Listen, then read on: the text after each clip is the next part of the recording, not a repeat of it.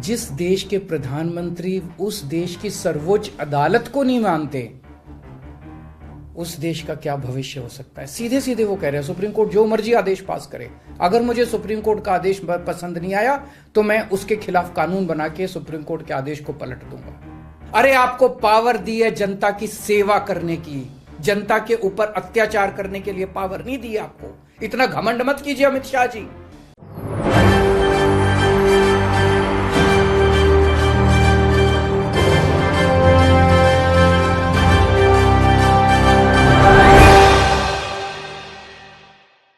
नमस्कार, मैं नाज़मीन खान और आप देख रहे हैं SPN 9 news.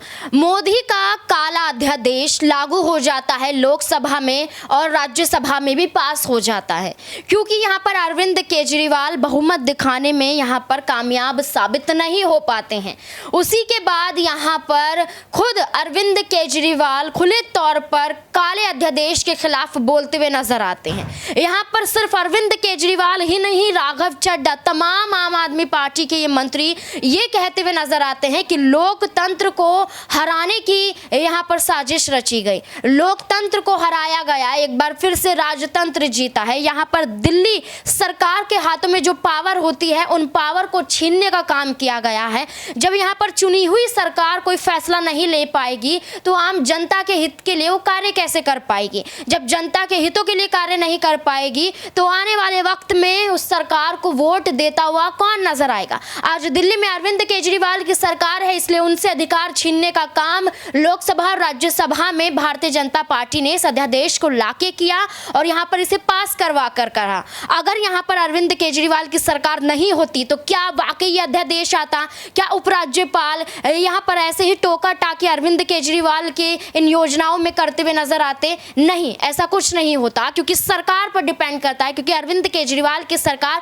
Bharatiya Janata party को चुनौती देती हुई नजर आ रही है। तो इसी बात का डर है और इसी को लेकर अब अरविंद केजरीवाल सीधे तौर पर सुप्रीम कोर्ट का रुख करते हुए नजर आएंगे, क्योंकि उन्होंने कहा था कि अगर यहां नहीं हुआ तो सुप्रीम कोर्ट में जरूर जीतेंगे। तो अब इसी को लेकर क्या कुछ अरविंद केजरीवाल कहते हुए नजर आ रहे हैं, देखिए इस रिपोर्ट में। आज संसद के अंदर दिल्ली के लोगों को गुलाम बनाने वाला बिल पास कर दिया गया। ये बिल दिल्ली के लोगों को बेबस बना देता है, असहाय बनाता है, लाचार बनाता है, गुलाम बनाता है। जब हम आजाद नहीं हुए थे 1935 में, अंग्रेजों ने एक कानून बनाया था।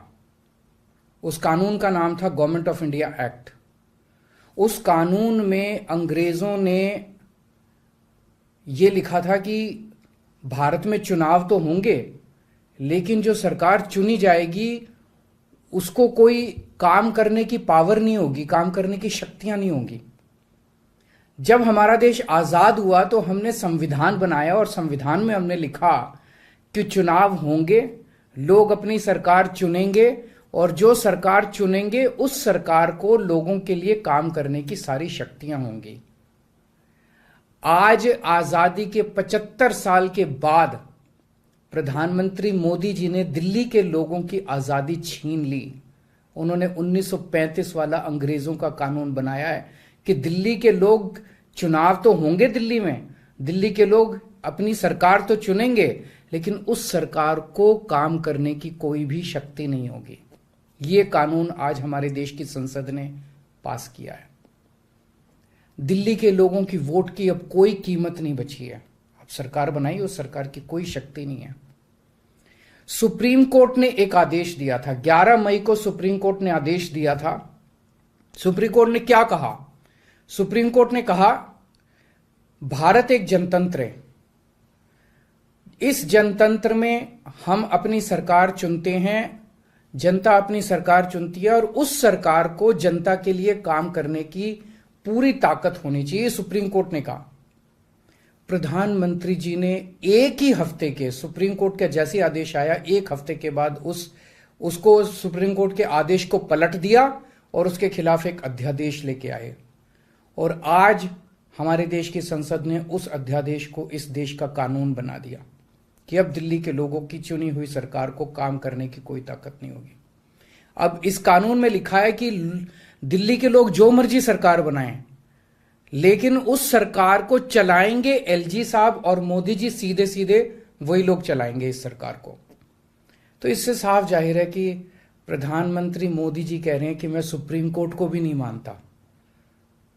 जिस देश के प्रधानमंत्री उस देश की सर्वोच्च अदालत को नहीं मानते, उस देश का क्या भविष्य हो सकता है। सीधे सीधे वो कह रहे हैं सुप्रीम कोर्ट जो मर्जी आदेश पास करे, अगर मुझे सुप्रीम कोर्ट का आदेश पसंद नहीं आया तो मैं उसके खिलाफ कानून बना के सुप्रीम कोर्ट के आदेश को पलट दूंगा।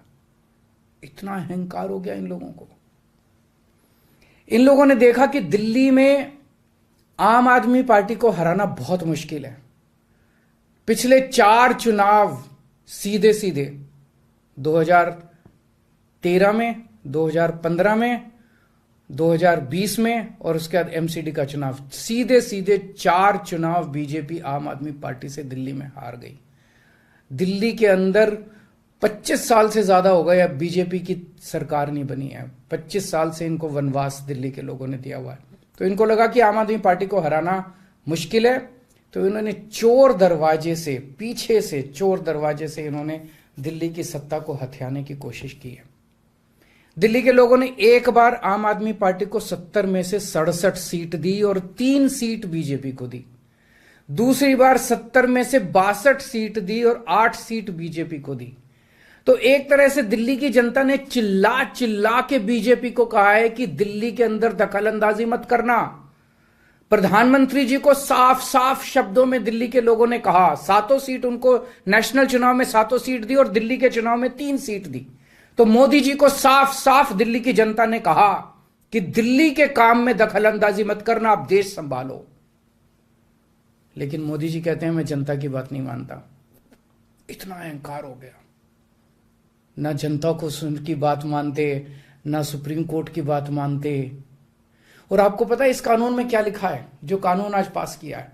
इस कानून में लिखा है कि दिल्ली के ऊपर से नीचे A category, B category, C category, D category, जितने दिल्ली सरकार के कर्मचारी हैं, उन सारे कर्मचारियों को के बारे में सारी पॉलिसी केंद्र सरकार बनाएगी। उनकी ट्रांसफर पॉलिसी, कौन अधिकारी, कौन चपरासी क्या काम करेगा, ये देश के प्रधानमंत्री बैठ के दिल्ली सरकार का कौन सा चपरासी क्या काम करेगा, कौन सा चपरासी फाइल उठाएगा, कौन सा चपरासी चाय पिलाएगा, कौन सा चपरासी खाना, ये काम रहेगा प्रधानमंत्री जी को।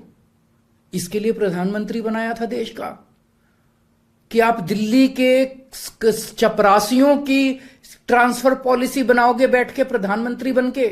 आप केंद्र चलाओ ना, आप दिल्ली के अंदर क्यों दखल अंदाजी कर रहे हो? आपको क्या लगता है ऐसा क्यों कर रहे हैं? वो ऐसा इसलिए कर रहे हैं क्योंकि पिछले 7-8 साल में बिना किसी पावर के भी हम लोगों ने जो काम किए हैं, हमने इतने शानदार स्कूल बनाए, इतने शानदार अस्पताल बनाए, 24 घंटे बिजली कर दी, बिजली फ्री कर दी, पानी घर घर पहुंचा रहे हैं, सड़कें बनाई, इतने सारे काम हम लोगों ने कर दिए। इनसे वो काम नहीं हो रहे। 30-30 साल से गुजरात के अंदर इनकी सरकार है, बेड़ा गर्क है गुजरात का। हरियाणा के अंदर इनकी सरकार बनी, हरियाणा में बेड़ा गर्क है इनका। मणिपुर के अंदर बीजेपी की सरकार है, मणिपुर को जला दिया इन लोगों ने। इसलिए केजरीवाल के साथ कंपटीशन नहीं कर सकते, काम में कंपटीशन नहीं कर सकते, हमारे जैसे काम नहीं कर सकते, आम आदमी पार्टी के जैसे काम नहीं कर सकते। इसलिए केजरीवाल को काम करने से रोको, किसी भी तरह से केजरीवाल को काम करने से रोको, बस ये इनका मकसद है। मैं सुन रहा था अमित शाह जी को, वहां पे संसद में भाषण दे रहे थे, कहते हैं झगड़ते बहुत हैं ये लोग, झगड़ते बहुत हैं ये लोग। मैं स्कूल बनाता हूं, ये मेरे को स्कूल नहीं बना देते। फिर मैं जब इनसे कहता हूं मेरे को स्कूल बना देने दो, तो कहते झगड़ता बहुत है केजरीवाल। मैं मोहल्ला क्लिनिक बनाता हूं, मेरे मोहल्ला क्लिनिक तोड़वा दिए इन लोगों ने। फिर कहते हैं केजरीवाल झगड़ता बहुत है, मैं इनको कहता हूं मेरे को मोहल्ला क्लिनिक बनाने दो। मैं अस्पताल में दवाइयां फ्री करता हूं, कहते हैं दवाइयां फ्री क्यों करता है। मैं बिजली फ्री करता हूं, कहते हैं केजरीवाल फ्री भी दे रहा है, फ्री की रेवड़ियां दे रहा है, कहते हैं झगड़ते बहुत हैं। मैं जो भी करता हूं, चाहे झगड़ता हूं चाहे जो भी करता हूं, दिल्ली के लोगों को पसंद हूं। इसीलिए 3 बार 4-4 बार दिल्ली के लोगों ने मेरे को, जो भी कर रहा हूं ठीक ही कर रहा हूंगा, तभी 4-4 बार लोगों ने हमें वोट दिया। और होम मिनिस्टर अमित शाह जी क्या कहते हैं, मैंने सुना उनको संसद में, हमारे पास पावर है, संविधान ने हमें पावर दी है कानून पास करने की, हमारे पास पावर है, हमें सुप्रीम कोर्ट ने पावर दिया है ये कानून पास करने की। अरे आपको पावर दी है जनता की सेवा करने की, जनता के ऊपर अत्याचार करने के लिए पावर नहीं दी है आपको। इतना घमंड मत कीजिए अमित शाह जी। आपको पावर दी गई है ताकि आप विकास करें देश का, आपको पावर दी गई है ताकि आप देश के लोगों को शक्तिशाली बनाएं। आपको पावर इसलिए नहीं दी गई है कि आप देश के लोगों को लाचार बना दें और उनके वोट का अधिकार छीन लें। ये जो आप पावर पावर पावर पावर कर रहे हो, ये पावर आपको जनता की सेवा करने के लिए दी गई है। जिस तरीके से अरविंद केजरीवाल को आपने सुना, उसके बाद सीधे तौर पर अब सुप्रीम कोर्ट में इस अध्यादेश के खिलाफ, काले अध्यादेश के खिलाफ अरविंद केजरीवाल आवाज उठाते हुए दिखाई देंगे और सुप्रीम कोर्ट में अगर जीत जाते हैं तो फिर से ये लड़ाई लड़ी जाएगी। आपको क्या लगता है, कमेंट बॉक्स में जरूर बताएं कि ये काला अध्यादेश क्या खारिज हो पाएगा। क्या है आपकी राय, कमेंट बॉक्स में जरूर बताएं। धन्यवाद।